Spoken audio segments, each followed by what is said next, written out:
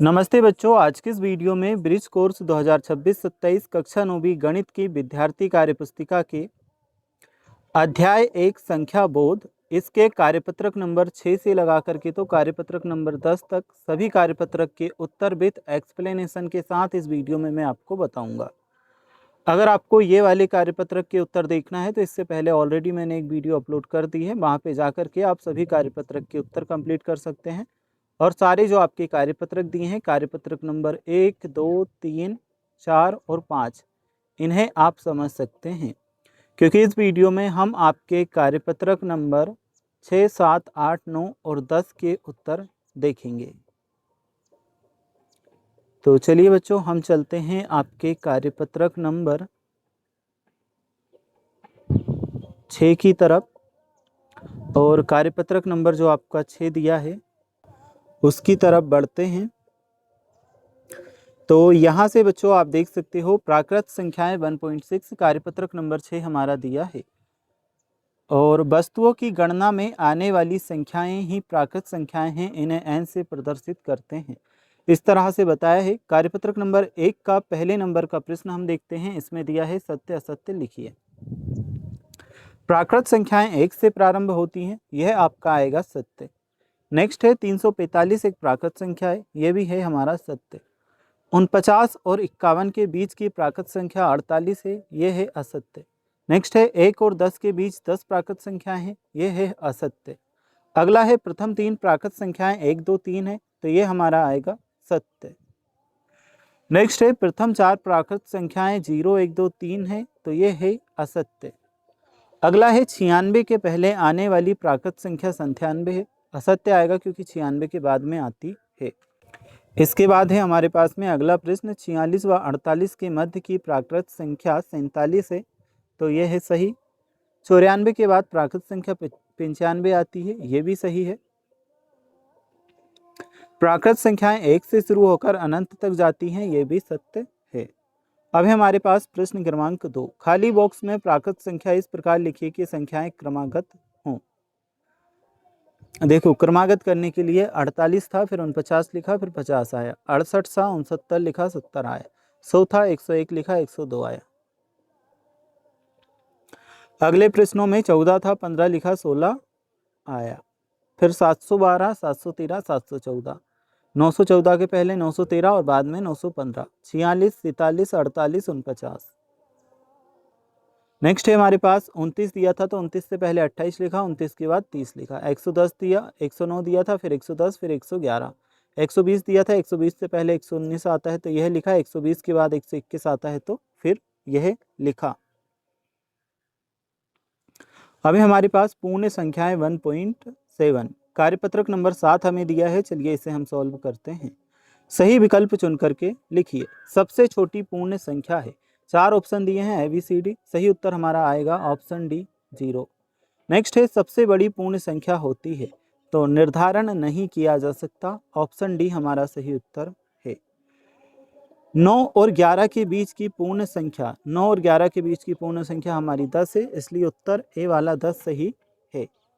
Next है 45 और 55 के बीच की पूर्ण संख्याओं की कुल संख्या, तो 45 से 55 के बीच पूर्ण संख्याओं की कुल संख्या हमारी है 9, ठीक है, यानी कि ऑप्शन बी 9 हमारा सही आंसर है। 17 और 19 के बीच की पूर्ण संख्या, तो 17 और 19 के बीच की पूर्ण संख्या होगी 18। अभी हमारे पास सत्य असत्य लिखिए। प्रथम 3 पूर्ण संख्याएं 1, 2, 3 है, इसमें हमारा उत्तर आएगा असत्य। नेक्स्ट है सबसे छोटी पूर्ण संख्या 1 है, इसमें उत्तर आएगा असत्य। 5 व 7 के बीच की पूर्ण संख्या 6 है, उत्तर आएगा सत्य। प्रथम 4 पूर्ण संख्याएं 1, 2, 3 व 4 हैं, तो आंसर हमारा है असत्य। फिर है प्रत्येक पूर्ण संख्या प्राकृत संख्या भी होती है, यह भी आंसर आएगा असत्य। अगला है प्रत्येक प्राकृत संख्या पूर्ण संख्या होती है, आंसर आएगा असत्य। सबसे छोटी पूर्ण संख्या यहाँ पे हमें दिया है बच्चों 10 लाख है, तो हमारा आंसर आएगा क्या, असत्य। अब है सबसे छोटी पूर्ण संख्या 0 है, उत्तर आएगा सत्य। प्रथम 5 पूर्ण संख्याएं 0, 1, 2, 3, 4 हैं, तो सही रहेगा सत्य। पूर्ण संख्याएं 0 से प्रारंभ होकर अनंत तक जाती हैं, तो ये भी हमारा है सत्य। चलिए इसके बाद हम देखते हैं 1.8 पूर्णांक हमें दिया है, इसे हम समझेंगे। पूर्ण संख्याओं में ऋणात्मक संख्याएं -1 2 3 3 शामिल करने पर पूर्णांक बनते हैं। इनके समुच्चय को z से प्रदर्शित करते हैं। इसे संख्या रेखा पर निम्न तरीके से प्रदर्शित किया जाता है। ठीक है बच्चों, धनात्मक पूर्णांक को प्लस के साइन द्वारा, ऋणात्मक पूर्णांक को माइनस के साइन द्वारा।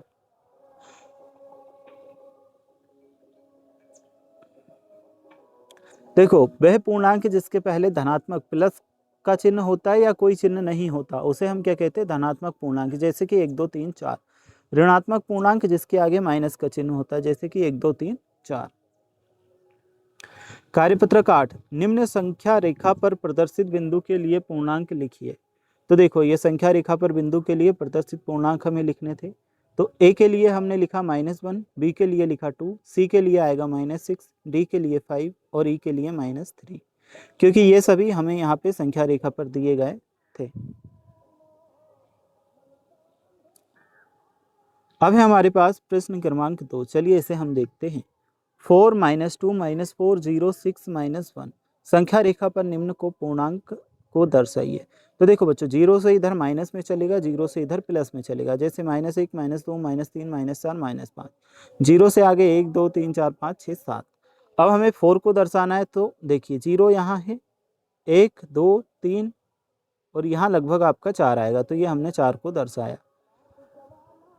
फिर हमें -2 को दर्शाना है, तो यहाँ -2 लिखा, -4 यहाँ, -5 यहाँ, और 0 तो आपकी यहाँ आएगी, 6 हमारा यहाँ आएगा और माइनस का 1 हमारा ये आएगा। इस तरह से हमने दर्शाए हैं, ये आपको कंप्लीट करना है। अभी हमारे पास परिमेय संख्याएं 1.9। ऐसी संख्या परिमेय संख्या कहलाती है जिसे p/q के रूप में लिखा जा सकता हो, जहाँ p और q पूर्णांक है तथा q बराबर 0 नहीं।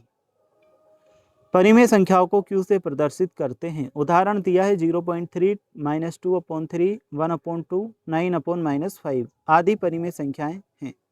किसी दो परिमेय संख्याओं के मध्य अपरिमित परिमेय संख्याएं होती हैं। अब यहाँ पर हमसे सत्यासत्य पूछा है कार्यपत्रक नंबर 9 में। 1/2 एक परिमेय संख्या है, उत्तर हमारा आएगा सत्य। अगला है 2 परिमेय संख्याओं के मध्य केवल 2 परिमेय संख्याएं होती है, उत्तर है असत्य। 3/5 एक परिमेय संख्या है, उत्तर आएगा सत्य। 2 एक परिमेय संख्या नहीं है, आंसर हमारा रहेगा असत्य। 0/19 एक परिमेय संख्या है, उत्तर आएगा सत्य। अब है हमारे पास 1.10 अपरिमेय संख्याएं। चलिए इन्हें और सॉल्व कर लेते हैं। कार्यपत्रक नंबर 10 आपका कंप्लीट हो जाएगा। संख्या s को अपरिमेय संख्या कहा जाता है यदि उसे p/q के रूप में ना लिखा जा सकता हो, जहां p और q पूर्णांक है और q बराबर 0 नहीं। तो बच्चों, कार्यपत्रक नंबर 10 हमें दिया है, चलिए इसे हम सॉल्व करते हैं। पाई एक अपरिमेय संख्या है, उत्तर आएगा सत्य। √2 अपरिमेय संख्या नहीं है, उत्तर आएगा असत्य। √5 एक अपरिमेय संख्या है, उत्तर आएगा सत्य। √7 एक परिमेय संख्या है, आंसर आएगा असत्य।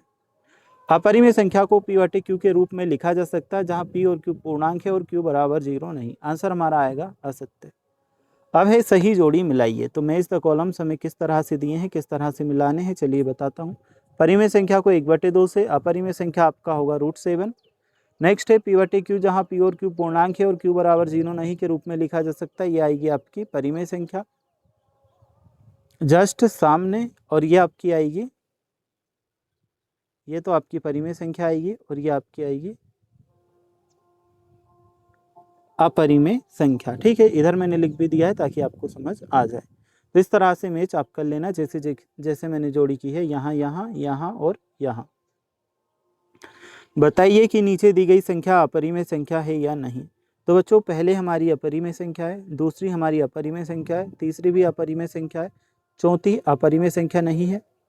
ठीक है, ये अपरिमेय संख्या नहीं है, ये अपरिमेय संख्या नहीं है, बाकी की तीनों हमारी अपरिमेय संख्या हैं। तो बच्चों, कार्यपत्रक नंबर 10 तक हमारा कंप्लीट हुआ। अगर आपको आगे के कार्यपत्रक देखने हैं तो थोड़ा सा मैं यहाँ पर भी आपको दिखा देता हूँ, देख लेना। ये कार्यपत्रक 11 के उत्तर दिए हैं, ये कार्यपत्रक नंबर 12 के उत्तर हमने लिख रखे हैं।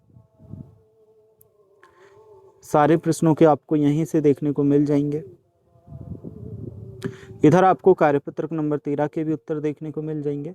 प्रॉपर अगर एक्सप्लेनेशन आपको देखना है तो मैंने एक अलग वीडियो बना रखी है, आप वहाँ जाकर के सारे एक्सप्लेनेशन, इनके उत्तर देख सकते हैं। बाकी अगर आप यहाँ से देखना चाहो तो यहाँ तो मैं बस आपको आंसर बता रहा हूँ, एक्सप्लेनेशन तो बच्चों अलग वीडियो में मैंने बताया है, आप चैनल पर जा कर के देख सकते हो। ठीक है, तो यहाँ पे इस तरह से ये आपके कार्यपत्रक नंबर 15 तक हो जाता है कंप्लीट। और फुल सॉल्यूशन देखने के लिए आप हमारे चैनल के प्लेलिस्ट में जा सकते हैं।